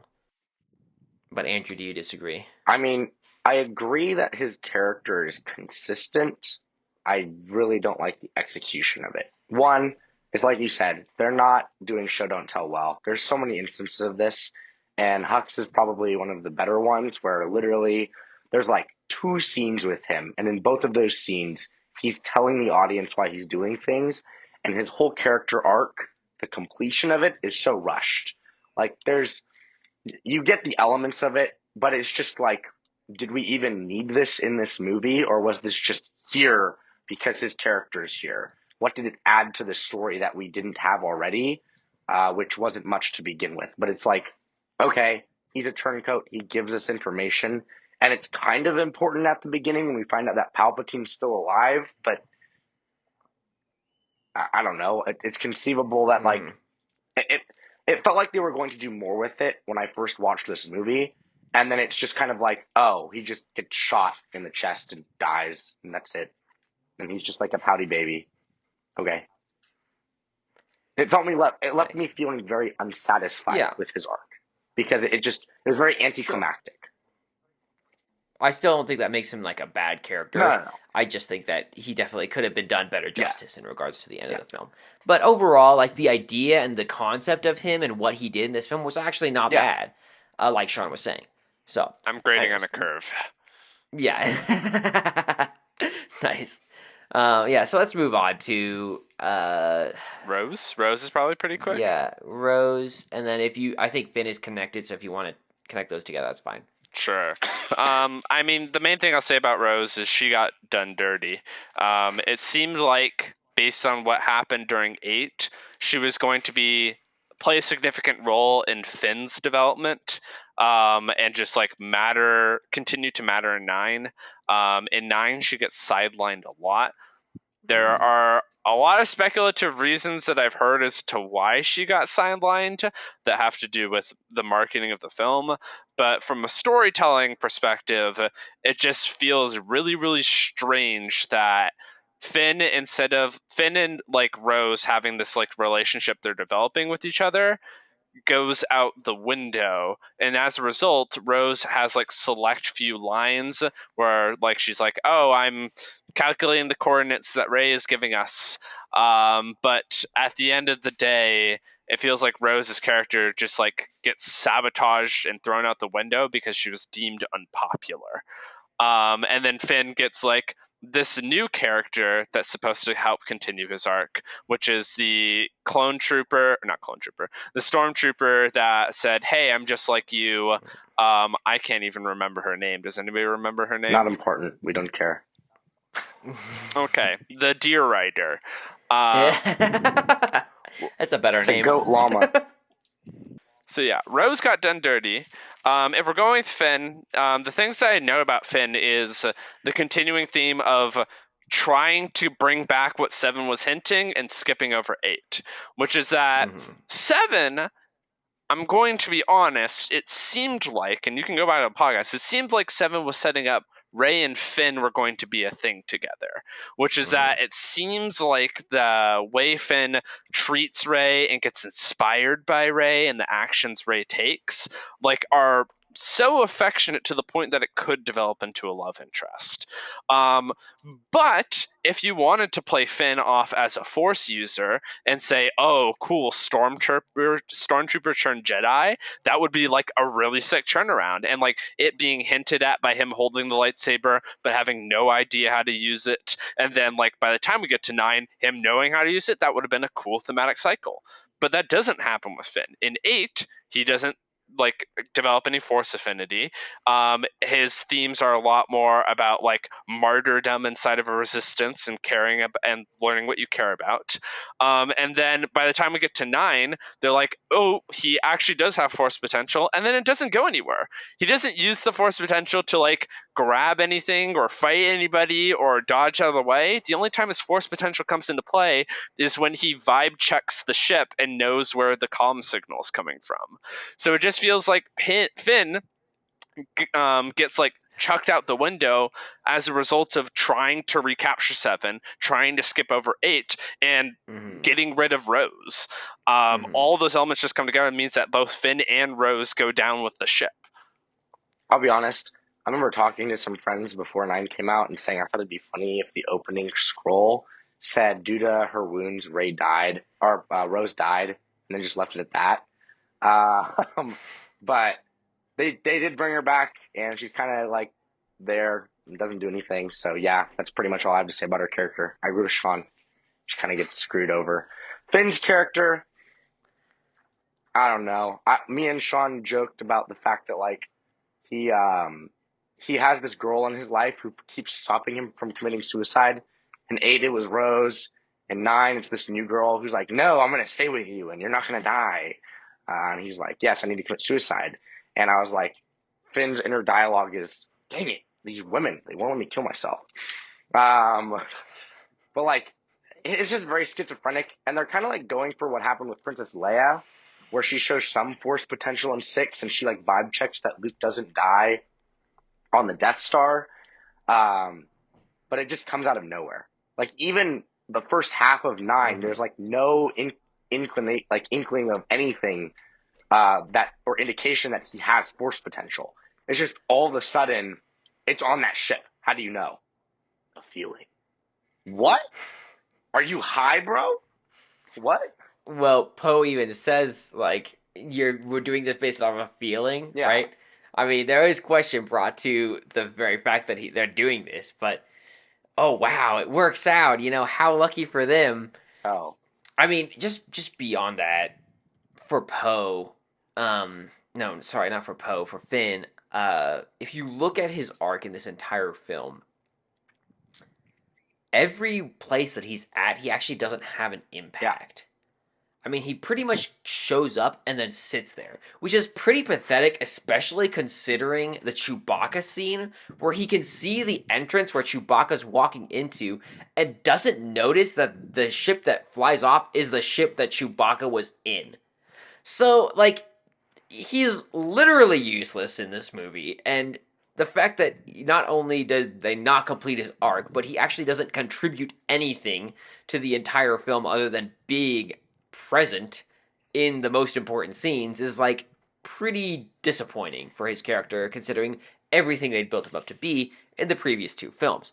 And then that aside, the pony scene just literally makes no sense in the middle. Hey, they needed to harken back to episode space. 8 with the casino and those horse donkeys. Is that what that's harkening back to? They were trying to one up the writers of Rohan. The battle of no, gosh. Dang it, I'm forgetting the name of the crap.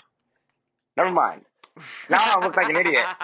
I'm thinking too much about Star Wars. Cut that out. Clearly, the horse riding or llama goat riding is a callback to the fact that in episode 6 they use nature to defeat the industrial machines of the Empire. Well, in 9 they're using nature to defeat the industrial machines of the Empire. But what did the horses do? Nice. They just charged, and then nothing happened. Well, remember how they were like landing stormtroopers on the ship? It lets them get across the ship faster. They couldn't have landed closer. They had to land a far distance there instead of just landing close. I will also say something else, because I had this in my notes and I forgot to bring it up. There are a lot of things in this movie that get brought up that go nowhere. They contradict things that have happened in the past, like with 8. And it's like, okay, you're flipping the whole switch here. Where are you going with this? And then it's either useless or it doesn't go anywhere. And one of those instances is when the first time Finn reveals he has some force potential, it's totally plausible to just say, well, the command ship probably is broadcasting it because it's the freaking command ship. What other ship would it be? And so Finn could have just said, we're going to go to the command ship. Why? It's our best shot at this. Where else are they going to put the freaking beacon? On the random space destroyer starship number 432? No. They're going to do it on the big one. We destroy the big one. It's also the head of all of this entire fleet. Might as well take out the head ship. Okay? It just seems reasonable. You didn't need to go a feeling. Like, completely unnecessary. It makes his character look stupid. Okay. So that's probably enough on Finn. I mean, I don't have anything else. They did him dirty. Would love to get your thoughts on Poe or Leia. I have a hard time saying anything about Leia that we didn't say in the last podcast, which was she probably should have just died in the last movie, both for out-of-world reasons that Carrie Fisher died, and as a consequence of that, like them trying to necro revive her via like virtual animation. It just means they're very limited in what she can say and what she can do, because if they try and get her to say an unusual word, well, the animation around her lips is probably going to break and they can't. Or like they can't have her like do too much movement of her body or her face that's going to look unnatural because it's too exaggerated, and whatever they're using to like animate it would be too much. So like Leia's just hamstrung by technical logistics that meant, and thematically she's repeating what she did in the last movie, which was say, hey Ben, don't be a bad guy. And like both of those just come together to go, her presence in this movie feels unnecessary. Right. Just as a side note, because I was curious about that too, like how did they recreate that? Apparently a lot of her recreation was done based off of scenes that they cut from The Force Awakens. So I don't know that all of it was AI generated. Maybe some of it was, or recreated using that furthers my point, which is they're tied to the footage they had in the past. They literally can't break. Yeah, exactly. I mean, the biggest things that I thought of in regards to Leia was that she was a character, because I didn't think I'd have a lot to say on her in regards to her being a character in this one, other than what happened in 8. But having looked at her, they developed her a lot more than I expected, and kind of pissed me off, to be honest, because this whole thing of her being a Jedi is just brand new for us. And this is a huge growth of her as a character, and it makes, I mean, at first it just makes no sense. You see her training Rey, and you look at that and you go, why is Leia training Rey in the Force? That makes no sense. Like, she is not known as a Force user. And then you retroactively say, oh, she actually was a Jedi back in the day, and then she gave it up because she saw that her son was going to be evil in the future. It wasn't entirely clear why she gave that up. So a lot of, overall, her arc was supposed to be this, like, oh, really interesting, nuanced idea of all this past stuff about her. But at the end of the day, you end up seeing this character that's, like, really completely changed her backstory from everything we knew previously. In fact, everything that you had anticipated in episode 6 even, where, okay, maybe there's some potential there, but honestly, Luke is really the one who holds the mantle, and then Leia has some mild powers, and she carries those forward, and they both carry that forward into the future.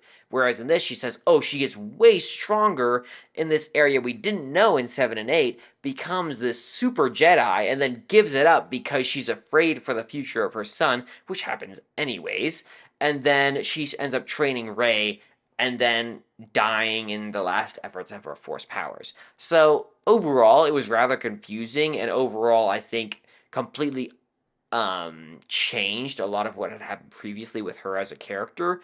And just beyond that, yeah, just what you said earlier, Sean, is that the respect it would have given her for Leia's character to have died originally would have been great for Carrie Fisher, and then to have it happen in 9, and then have all these things change in 9 was really just confusing and almost a little disheartening for what it meant for her as a character as a whole, and I don't think reflects well on the character that she had portrayed. So with Leia, a lot of similar things what you guys have said. A couple things to add on. One, while I think it's so stupid because one of the few things we have foreshadowing of is that she has Force powers in 8. and it's so stupid and so retarded that that's the thing we have foreshadowing for. But that said, she's another example of a character where her motives and justifications and the things that compel her to take the action she does don't make sense in this movie. Why did she give up being a Jedi? How does that save her son? Why wasn't this made more apparent either? Why wasn't this brought up when like Luke? Mm-hmm. Maybe one of the reasons Luke tried to kill Ben was because he knew about Leia's vision, and so he wanted to prevent it from coming to pass. But no, it's never brought up. And all of a sudden, there's like this super important vision that compels her from literally getting to the point where she's basically a Jedi Knight and abandoning it all. And so now we just have this extra lightsaber that Rey gets to use later on in the movie. What does it accomplish? Why is Princess Leia there? So like there's the whole she's a Jedi. Why is she training Rey? Why didn't she train Rey before? Why did Rey need to find Luke if Princess Leia was such a powerful Jedi? Why didn't she do that herself? Another problem I had was that when it comes to Princess Leia's character, you have to ask yourself, what does she do for the rest of the characters in the movie? How does she interact? How does her character impact those around her? The only impact she has in this movie makes no sense because everything's out of order or shouldn't be there, specifically in regards to Poe's character. If you look back to episode 8 in the podcast, it talked about how her dying in 8 would have been a better catalyst for helping to progress Poe's character. You have a scene in 9 that 100% should have taken place in 8, where Poe is thinking about the fact that she died and saying, I'm not you, I can't do this on my own. But like it just happens in 9. It would have done so much better in 8. There's also a scene where Finn calls out Poe and says, you're not Leia. And Poe goes, you're right, I'm not. And it's like, why are you saying that? There's no indication that Poe was ever trying to be Leia in this movie until she dies. And so there's these pieces of the puzzle that are all flipped around. Leia's character just on the whole doesn't do much for Rey, if you think about it. Like, she trains Rey. What is Rey learning that's unique? Like, she has some weird obstacle course. There's no indication that she's learning all that much from Leia. Matter of fact, there's an indication she's learning a lot from Luke's old books that she has. And that's where a lot of her new knowledge is coming from. When it comes to Poe's character, how is she moving Poe into this position of leadership? Why is Poe all of a sudden the new leader of the Resistance after she dies? How did he get to that point? Like, as far as we know, he's still demoted from episode 8. How does he all of a sudden promoted to the point where he's going to replace Leia? And so there's all these moving pieces where they do Leia's character dirty, and then they do Poe's character dirty when it comes to his leadership role in the Resistance. When it comes to Poe's character on his own, the problem we have here is the same problem we have with a lot of other characters. There's no foreshadowing for it whatsoever. All of a sudden, he has like all of these criminal skills. Like, he's able to hotwire speeders, and he was a spice runner, and he has this weird girlfriend who has the most, you can filter this word out, stupid looking costume I've ever seen in my life. Why is she there? Did we ever need this at all? This is an example of something else where you could have had the story progress without adding all these unnecessary details. Just have it so someone in the Resistance knows how to reprogram C-3PO. Boom, problem solved. You don't need to go see Babu Frick. You don't need to have his girlfriend. You don't need to have this whole backstory with Poe having this weird love interest. None of it needs to happen. You could have spent more time developing characters in a way that made sense to the movie rather than adding unnecessary details that go nowhere. How does his girlfriend impact the movie? Like, what does she do? She has some weird disc thing that she gives him. She shows up in a Y-Wing at the end, but we already have a million spaceships anyways. And she says hi to him at the very end of the movie. What did she do? Why is she there? Well, she gives faux conflict, fake conflict until Rey pulls out a lightsaber that she says, you're cool, never mind, I'm on your side. Oh yeah, she also tells Poe, I want to see your brains in the snow. 5 minutes later, I love you. Take my pin that I fought my whole life for. What? Only the people you care about most can bring out that level of anger, okay? Like, high anger is accompanied by high passion, okay? I think Andrew, what he's saying should resonate really true. and is something that we talked about in the last podcast that like should be emphasized here, which is Leia is important to Rey, but Leia is also important to the development of Poe. And when Poe ought to be having these struggles about leading the resistance, being this important leadership figurehead in the resistance, like symbolically as like their best fighter, that should constantly, either he should be comparing himself to Leia about trying to fulfill the legacy, or he should be trying to walk away from it and say, hey, I'm not Leia, I'm someone different. And the fact that there are things that are being said in 9 that ought to have been said earlier is really indicative of how Poe's character is kind of floundered. And they try and fill that void with something new. The problem is that something new doesn't seem to jive with what has already happened and doesn't have a huge impact on Poe's behaviors don't significantly change in any way by confronting his past. We just learn he has a past, but it's not like he feels great shame or guilt over the spice running. It's not like he's afraid to leave the planet because this woman he cares about is behind. I mean, he's already left her once. Like none of Poe's actions change in any meaningful way, so it is unclear like whether Poe changes at all but throughout the movie. He's only like told off once by Finn on the Death Star wreckage planet. That was Endor, right? Well, it was a moon of Endor. Oh, it was yeah, on the moon of Endor. Yeah, because I was confused. The terrain didn't look at all the same like it did in Episode 6. So, yeah, it's a moon. So yeah, but anyways, like Poe's only like told off on the moon of Endor, hey, you're not like Leia. I think it was Finn who was like remarking about him with that.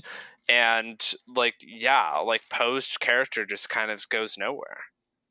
yeah, I mean, the only thing I would say honestly in regards to this is that part of the problem with Poe's characters, a part of a problem with the entire film, is that they have a lot in this film, and they go boom, boom, boom, boom, boom, and there's so many side quests, so many things that go on that you don't have time to develop these things, and so they kind of just throw in there, oh, there's this smuggler named Zori, and she was a love interest to Poe.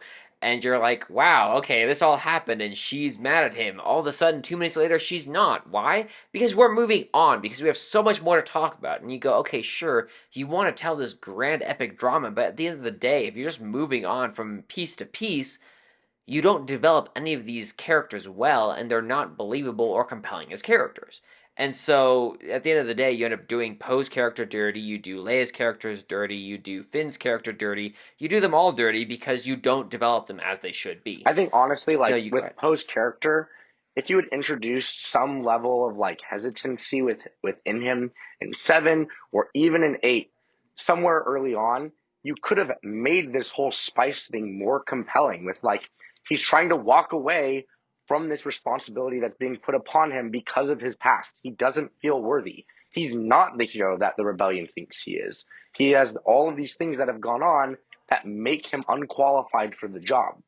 And then Leia dies in 8, and he's forced to accept this responsibility regardless of whether or not he feels worthy. And so there's so many elements that could have made his character so much more compelling, but they're thrown in there in such a discombobulated way that it makes his character just schizophrenic and wastes time for when we could be spending time on other characters. And like to even build on this fan fiction we're creating together, like if you wanted to signpost this kind of conflict and struggle in 8, maybe that's the reason that he doesn't like Holdo. Like he has this massive distrust of leadership because like he had like a leadership spat during his spice running days, and that's the reason he abandoned spice running, was bad leadership causing poor decision making. Like there's a way to tell a good story even with the kinds of elements we have. Yeah. Mm-hmm. Exactly. And that's the point, is that you can oftentimes take the same story, and if you had cut down a few things, changed a few things up a bit, and really showed the tension, right? Showed why people care, why people are involved and invested in this conflict, and developed those further, you could have a much better, more compelling story. And that's not what you got with Disney. So, Disney is trash. Change my mind. The 9th movie is supposedly the 3rd installment of the sequel trilogy and the finale of that trilogy. In regards to the lasting impact of that trilogy, what your guys' thoughts on that and how they completed that arc. I'm going to leave it to Sean first because I know that he's had a lot of investment, especially in 8, and so I'm really curious to hear what his thoughts are. If we're looking back on this whole thing and how the 7 through 9 affects like the view of Star Wars retroactively, it shows to people in general that Star Wars has the potential to tell really good stories. They're really compelling to people. As much as we might think Disney doesn't deserve to be rewarded for making these movies, and I'm using we to represent general vibes of the audience, Disney did make billions of dollars off this franchise, despite the fact that people are going to say the movies were so bad and a lot of people didn't like them. They still went and saw them anyway. And it's not just name recognition. There's something to Star Wars, whether it's the previous movies and the messages they told, whether it's the aesthetics of the universe. There's a great ability to tell some great stories, and it's what gets us invested. It's what makes us sit here and like talk for hours and hours about it so much. This third trilogy is trying to evoke a lot of those elements in the stories it tells. 7 is trying to rehash 4 somewhat and saying, hey, this is like a good concept. Let's try and explore it more. 8 is about like legacy and respecting the past. It's trying to make tons of callbacks, and it's trying to say we need to learn from the past and grow beyond it. And 9 just can't seem to run away with it and can't grow beyond it. Like 9 trips and falls, and you can blame either 8 being controversial and the director of 8 always trying to be subversive. You could say it's Disney always trying to do a corporate by the numbers. You could say that simply the director all along intended to tell the story and was just bad execution. But Star Wars is not ruined by this trilogy. It just makes people know that it could be better and want for more. Yeah, I mean, to a certain degree, you see that play out because they've continued to produce content around that, right? Maybe not post 9, but definitely stuff ancillary around previously established timelines. Yeah, that's interesting. Andrew, what are your thoughts? When like looking at the trilogy as a whole, kind of we've come to the end of it. When Episode 7 came out, it was more of I think I was 13 at the time.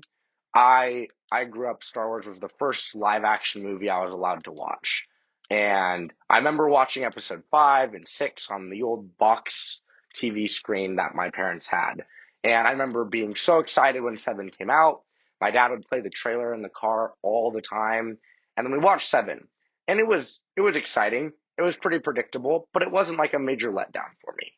And then remember 8 coming out, and like I remember watching 7 and thinking, "Where's Luke Skywalker? I want to see Luke Skywalker. That's what I came here to see." And then I see him at the end of 7, and then 8 just ruins him for me. And I was very disappointed with 8. I still am to this day. And then 9 came out, and I had lost all hope for the franchise. And I think what 9 demonstrates is a couple of things. One, show don't tell really is one of the primary rules when it comes to storytelling. I think, two, what it shows is that having cohesion when it comes to telling a trilogy is super important. Because when you don't have cohesion, you end up with directors just doing whatever they want and ruining the story for the sake of their own ego, if you will, because they want this certain thing in the movie, regardless of how the characters ought to be behaving or how the trilogy has been going so far. And so I think 9 also shows that there is great potential when it comes to storytelling in Star Wars. And we've seen that later on as Disney has made stuff, like with the Andor TV show. Phenomenal execution of taking the Star Wars universe and creating a compelling story with great characters and in a shorter time span. And there's been other instances where Disney has fallen flat on its face, most recently with Acolyte, the TV show that they made that went horribly. And so like they show potential, but then whether it's a director or politics or whatever gets in the way. It shows that the story should always come first when telling it, when trying to make a movie, write a book, whatever. The plot needs to come first, and that needs to show itself in the way that characters progress, the actions they take, the motivations behind what they do and why they do it, how a story concludes itself, rather than putting things in there, whether it's for fan service, whether that be a cameo or having a certain object in there. Sure, a fan might like it. Does it actually progress the story? Or just putting something in there for the sake of having a character be able to do something? And so, first and foremost, a director or a storyteller's purpose ought to be to tell the story in a way that makes sense rather than just doing things because they want them to be in the story. And I think 9 is a perfect example of that. The only thing I would add to that is honestly that payoff was one thing that was never maintained, right? And that's something I always harp on these podcasts, but it's very important that when you promise that something bad is going to happen, you need to make sure something bad actually happens, or even something worse than you thought was going to happen happens, right? That was one of the reasons that Game of Thrones was just a famous show, was because they made bad things happen all the time. And so people were expecting bad things to happen, and then when the worst happened, it was blowing people's minds, right? They weren't expecting that. In this case, you can't have C-3PO's memory be wiped and everything that he stood for absolutely lost, only to reboot it using R2-D2 30 minutes later, right? Or having the idea that, oh, okay, now Rey has gone off and has abandoned the Resistance because she needs to stay away because she's afraid she's going to become a Sith, only for her to return 2 minutes later, right? All of this stuff where you have this idea that something is lost only to return it 2 minutes later. Chewbacca's lost. He's returned 15 minutes later. A minute and a half. It means nothing. The sacrifice was... oh, my bad. You know, it means nothing if they just come back and undo the damage that they did seconds after it occurred. And so the fact that that happens means that every sacrifice they made was meaningless in this film. And that happens regularly in films, and it continues to happen because people don't get that in their brains. So, in regards to the entire franchise, right, 1 through 3 was, I mean, in my mind, some people think the prequels were terrible, but after the sequels, they don't think so as much. 1 through 3 was pretty good. 4 through 6 was amazing. 7 through 9, you can argue the merits of the previous ones, but 9 as a whole gives a bad shadow to the rest. And this is the reason. Because it takes everything that was done before and turns it on its head, undoes the things that were done in 8, breaks rules that were clearly established even in the previous movie, and just as a whole violates most of the rules you could even think of when it comes to making these stories. So, in regards to lasting impact, I would say that this is a great template of things not to do in regards to simple... in regards to movies going forward. And that's my big takeaway as an analyst, and I hope people take that away themselves as they go into future films. I think episode 8 did it a lot, but I think episode 9 was the nail in the coffin when it comes to people's perception of Star Wars going forward, because it kind of set that precedent of this is what we're going to have going forward when it comes to TV shows, when it comes to new movies, when it comes to short films, whatever it is. And yes, we'll have little glimmers of hope like Andor, or maybe the finishing of the Clone Wars series, whatever that may be. But for the most part, the image of Star Wars has been so tainted by so many people, by Disney for so many people, that by and large people, when you ask them about Star Wars, have a bit of a bitter taste in their mouth. And I think it's primarily because of episode 9. Honestly, that's, I think, a great place to end it. So that's the pod. We hope you all enjoyed. We will be back, as we always are, next week. See you all. And then, as always, if you're watching the film, if you're watching the video, if you're listening to the podcast in your ears, right? Follow us, like, subscribe, all that stuff. Anyways, we'll be back as we always are next week. See you all then.